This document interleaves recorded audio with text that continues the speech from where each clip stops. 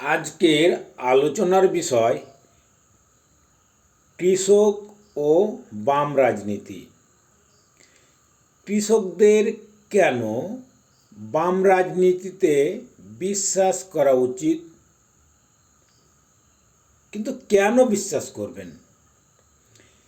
কৃষক অজস্র মেহনতি করে ফসল ফলায়, আমাদের জন্য খাবার উৎপাদন করেন, আবার সেই খাবার কোটি কোটি মানুষের মুখে তুলে দেন।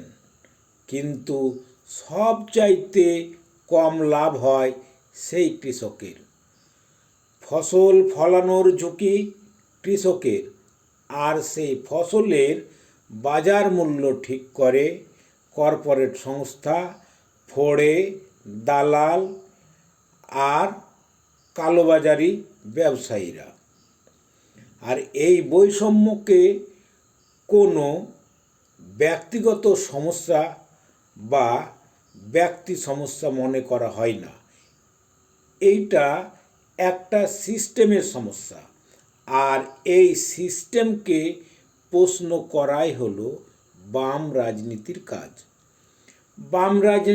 বাম রাজনীতি কৃষককে বলে, আপনি একা নন, আপনার সমস্যা সমাধানে আরও বেশি পরিশ্রম নয়, বরং আপনার সমস্যা সমাধান হবে সংগঠিত দাবি আদায়ের মধ্য দিয়ে, ফসলের ন্যায্য মূল্য, কৃষি ঋণ বা কৃষি ঋণ মুকুব, ভূমি সংস্কার, সার ও বীজে ভর্তুকি, বিদ্যুৎ বিলে ভর্তুকি।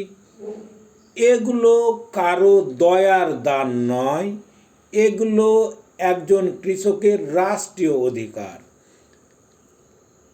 তেভাগা আন্দোলন থেকে শুরু করে কেন্দ্রীয় সরকারের কৃষক মারা 3টি কালাকানুনের বিরুদ্ধে লাগাতার আন্দোলন ও আজকের কৃষক আন্দোলন, এই সব কিছুই কিন্তু সম্ভব হয়েছে বাম রাজনীতির হাত ধরেই।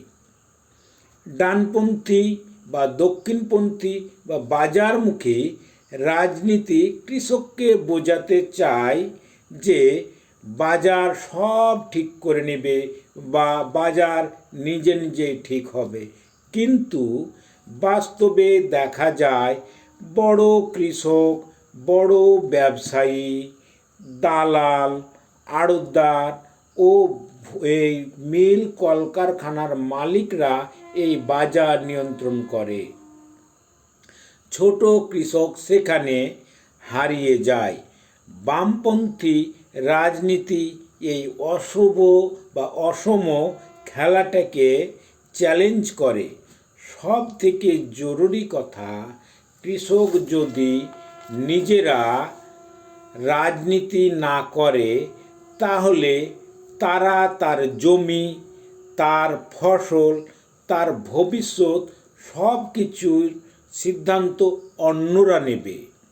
তাই বাম রাজনীতি বা লাল ঝান্ডার রাজনীতি আসলে কৃষকের বেঁচে থাকার রাজনীতি, কৃষকের বেঁচে থাকার দাবি।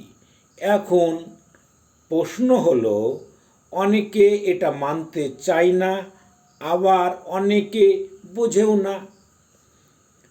উত্তর হলো, যতক্ষণ অধিকাংশ কৃষক একই দাবিতে সোচ্চার হতে না পারবেন, ততক্ষণ কৃষক তার ন্যায্য দাবি আদায়ে ও সুস্থভাবে জীবনযাপন থেকে বঞ্চিত হবেন। আর সব কিছুর পথ দেখায় এই লাল ঝান্ডা বা বামপন্থার রাজনীতি।